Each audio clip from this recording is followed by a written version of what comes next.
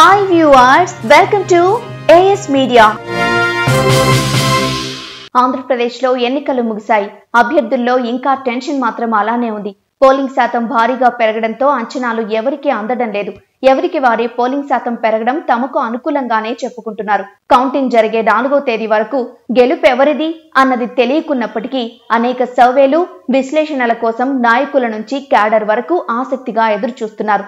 గతంలో ఎన్నడూ లేని విధంగా పోలింగ్ శాతం పెరగడం వల్ల ఎవరికి ప్రయోజనం అన్న దానిపై కూడా అనేక రకాల విశ్లేషణలు మొదలయ్యాయి. ప్రభుత్వంపై కసితోనే అంత పెద్ద సంఖ్యలో జనం పోలింగ్ క్యూ కట్టారని కూటమి నేతలు అంటుంటే, ఈసారి పాజిటివ్ ఓటు కారణంగానే ఇంత స్థాయిలో ఓటింగ్ జరిగిందని అధికార వైసీపీ నేతలు చెబుతున్నారు. ప్రచారంలోనూ జగన్ తమకు మంచి చేస్తేనే ఓటు వేయాలని కోరడాన్ని ఇందుకు ఉదాహరణగా చెబుతున్నారు. పేదలకు, పెత్తందారులకు మధ్య పోటీ అంటూ ఒక వర్గాన్ని తమ సొంతం చేసుకునేందుకు జగన్ ప్రయత్నించారు.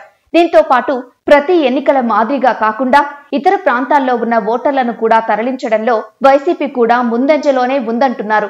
బస్సులు, రైళ్లలో వచ్చిన వాళ్లంతా తమకే మద్దతు పలుకుతారని, కార్లు, విమానాల్లో వచ్చిన వారు తమకు యాంటీ చేసి ఉండొచ్చన్న అభిప్రాయం కూడా వైసీపీ నేతలు బహిరంగంగానే చెబుతున్నారు. వైసీపీలో ఈసారి గెలుపు తమదే అన్న ఆత్మవిశ్వాసం అయితే పుష్కలంగా కనబడుతోంది. మరోవైపు కూటమి పార్టీలు కూడా అంతే నిబ్బరంగా ఉన్నాయి. ప్రభుత్వంపై తీవ్ర వ్యతిరేకత అడుగడుగునా కనబడిందంటున్నారు. ఎట్టి పరిస్థితుల్లో ప్రభుత్వం మారితేనే తమ భవిష్యత్ బాగుపడుతుందన్న అంచనాకు వచ్చిన ప్రజలు పోలింగ్ కేంద్రాలకు క్యూ కట్టారని చెబుతున్నారు. దీంతో పాటు టీడీపీ ప్రకటించిన సూపర్ 6 కూడా సూపర్ హిట్ అయిందంటున్నారు. మహిళలకు ఉచిత బస్సు ప్రయాణం, తల్లికి వందనం, ప్రతి మహిళకు 1500 రూపాయలు ఇవ్వడం, ఏడాదికి 3 గ్యాస్ సిలిండర్లు ఇస్తామని చెప్పిన హామీ పనిచేయడం వల్లనే మహిళలు పెద్ద ఎత్తున తరలి వచ్చారంటున్నారు.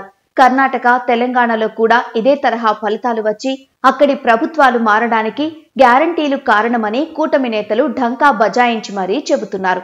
అయితే ఐపాక్ సంస్థ ముఖ్యమంత్రి జగన్ కు ఇచ్చిన నివేదికలో 156 స్థానాలు వస్తుందని చెప్పినట్లు పెద్ద ఎత్తున ప్రచారం జరుగుతోంది. అందులో 6 జిల్లాల్లో వైసీపీ క్లీన్ స్వీప్ చేస్తుందని కూడా ఐపాక్ సంస్థ నివేదిక ఇచ్చినట్లు పార్టీ వర్గాల నుంచి అందుతున్న సమాచారం. గత ఎన్నికల్లో కర్నూలు, కడప, నెల్లూరు, విజయనగరం జిల్లాల్లో వైసీపీ క్లీన్ స్వీప్ చేసింది. ఈసారి మరో 2 జిల్లాలు అధికంగా క్లీన్ స్వీప్ చేయబోతున్నట్లు నివేదిక రావడంతో వైసీపీ నేతల్లో ఆనందోత్సాహాలు వెల్లివిరుస్తున్నాయి. అయితే ఇందులో ఎంత మాత్రం వాస్తవం ఉందన్నది బయటకు తెలియకపోయినప్పటికీ ఏ జిల్లాలో ఈసారి వైసీపీ క్లీన్ స్వీప్ చేసే అవకాశాలు లేవన్నది టీడీపీ వర్గాలు చెబుతున్నాయి. ప్రభుత్వంపై వ్యతిరేకత ఉన్నప్పుడు క్లీన్ స్వీప్ ఎలా సాధ్యమవుతుందని వారు ప్రశ్నిస్తున్నారు. మొత్తం మీద క్లీన్ స్వీప్ జిల్లాలపై కూడా బెట్టింగులు జోరుగా సాగుతున్నట్లు తెలిసింది.